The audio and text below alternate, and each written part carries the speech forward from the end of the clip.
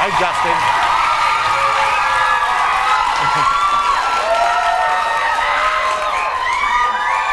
Oh, well, that must get boring.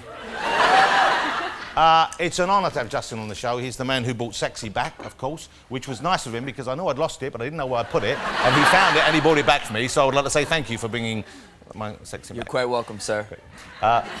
Justin, can I check this before you come at it? Is it true that you have several fears, and your biggest fears are sharks? I'm not too fond of them. I wouldn't say that I'm, like, specifically afraid of them, but I wouldn't go splashing around in the ocean next to one. What about snakes? I believe you're scared of snakes. I don't like snakes. You don't like snakes? No. If you had to share a lift with a snake or a shark, and bear in mind the shark, there's some water in the lift as well, you'd go with the shark? I'm gonna go with C, Piers Morgan. Okay. That's everyone's fear, right there. Justin Timberlake's on the show as well. There he is. Right there. That's this week's show. And we have live music from Tom Odell, as I already told you. OK, Joss, there's something going on in the green room here which we've organised for you because I read that you were hoping to raise some animals, some baby chicks. Some ducks. Oh, some ducks, yeah? Oh, it's really sad, actually. Oh, so what happened?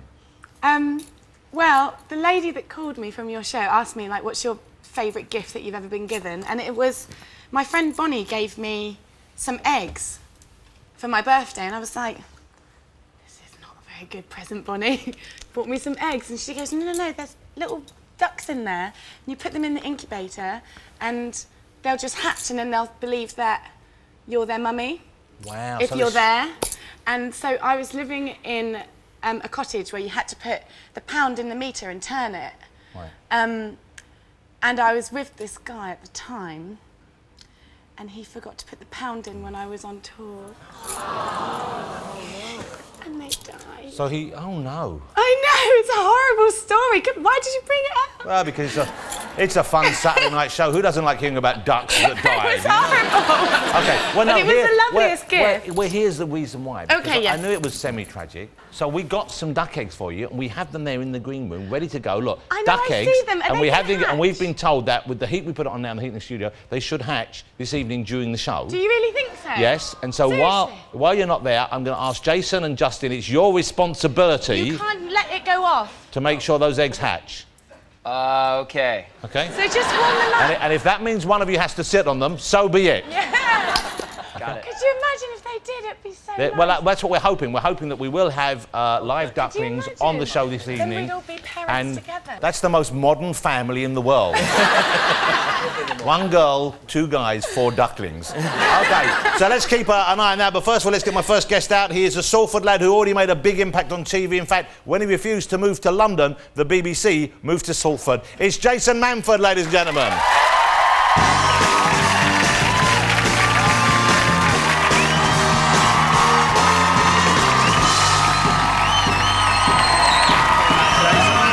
Great to see you, Mr. Jason Manford. Come and sit down, relax. Oh, just here. Am I all right here? It's an exciting. Well, Joss is lovely, but an exciting to have Justin on the show. Oh, amazing. Amazing. What a lovely man as well. Very nice man. You kind of look similar. The two of you look similar.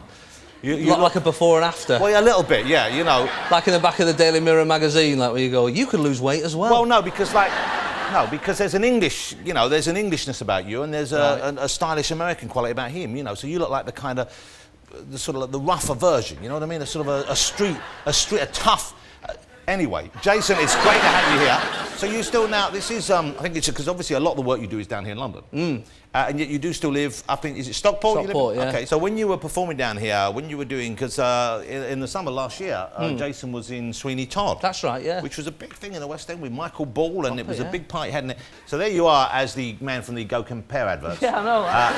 No, that's you as Pirelli, the barber, the That's kind of right, fake barber in there. And so you were down here for a few months doing that, and you got 3 little girls. That's right, yeah. So how old are your kids? I've got twin girls who are 3.5 and an 18-month-old who's...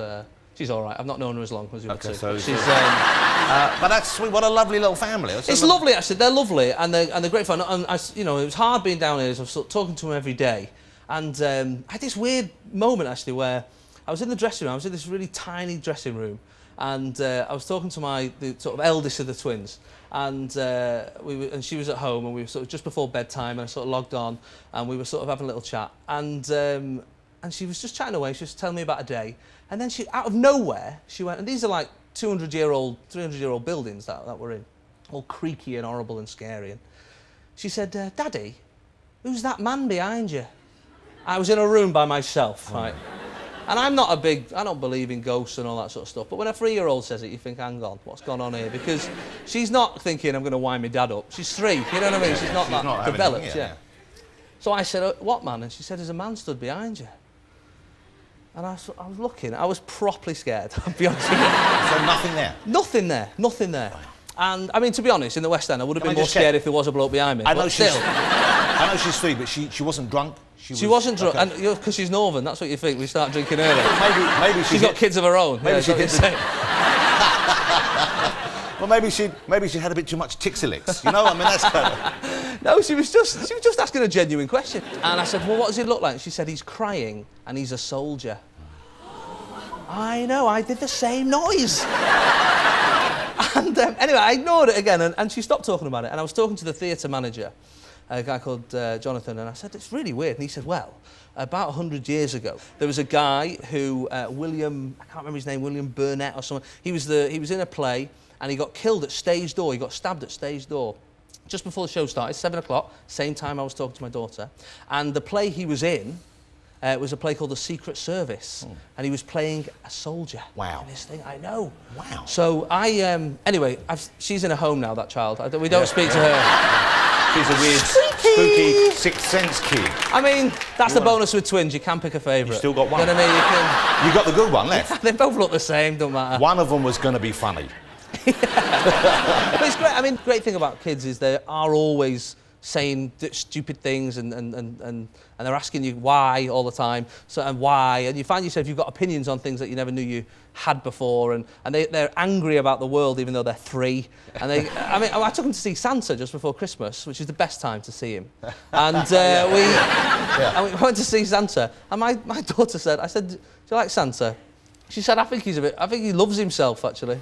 That's what she thought. And afterwards, I thought, she's right. There is an arrogance about the man, isn't there? You're nice, you're naughty, I'll decide. Who do you think you are, you fat bastard? Suddenly, Santa's become Noel Gallagher from the sound of thing. All right, our kid. I saw Noel Gallagher at the football once, about 4 weeks ago. And he does that. He's never off. And I get a bit starstruck sometimes when I see, like I met, do you know Mario Balotelli? Have you heard of him? Well, he's the slightly crazy footballer. Yeah, he's just left Manchester City, who's the team I support. That must have been upsetting for you, because he's a fine player. Well, it was more because he was just a wealth of material. Yeah. Like, every day he did something stupid. He was amazing. and the press really hated him. And at one point they were having a go at him for setting fireworks off in his bathroom. He's like 19, 20. And they had a go at him. And I thought, do you know what? All he is a student without a budget. That's what he is. He's just a stupid thing. He just doesn't have to worry about not getting his deposit back on his flat. That's the difference. Do whatever he wants. And I thought back to when I was a student and I nearly killed my best friend.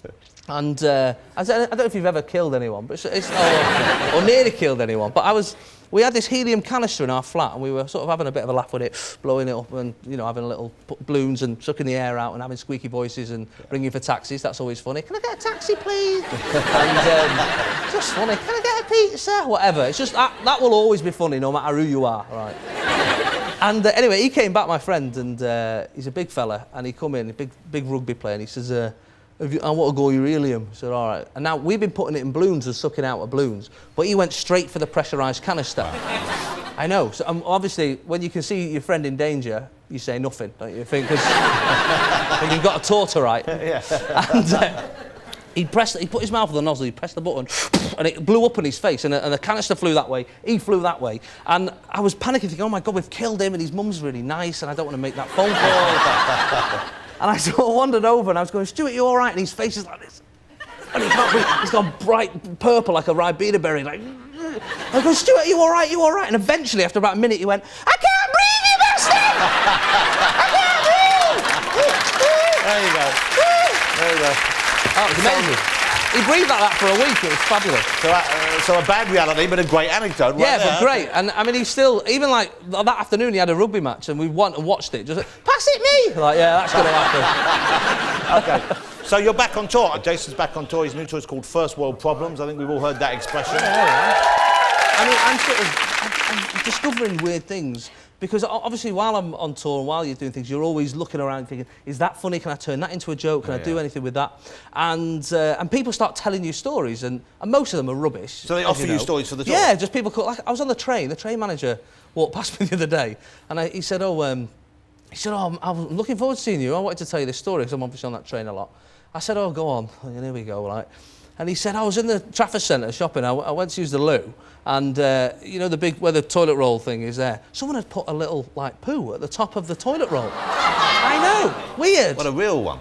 Yeah, a real one. That's quite a lot of thoughts gone into that. Feat, isn't it? I know. That's a weird thing to do. That's something only a bloke would do. No woman's ever had that thought. Well, I'm no a bloke. Really. I'm not sure. I've never had no, that thought that's either. Weird. Anyway, he's obviously gone to get the toilet roll, and the little thing has fallen, hit his shoe, and then rolled under the next cubicle. He just heard a bloke go, what is going on here? So, and then he just went, anyway, tickets please, and then just carried on like normal. I'm looking forward to seeing you on tour. I've thanks, never man. seen you not deliver. You're, I think, one of the best stand-up live comedians we've got in the country. Thanks. It's always great to see you. Go and see Jason. If you haven't seen him already, you'll have a great night out. Mr. Jason Manford, ladies and gentlemen. Thank you. Thank you so much. Good work. OK, don't go away. After the break, I'll be talking to the lovely Joss Stone. We've still got Justin Timberlake to come and music from Tom Odell, so don't go anywhere.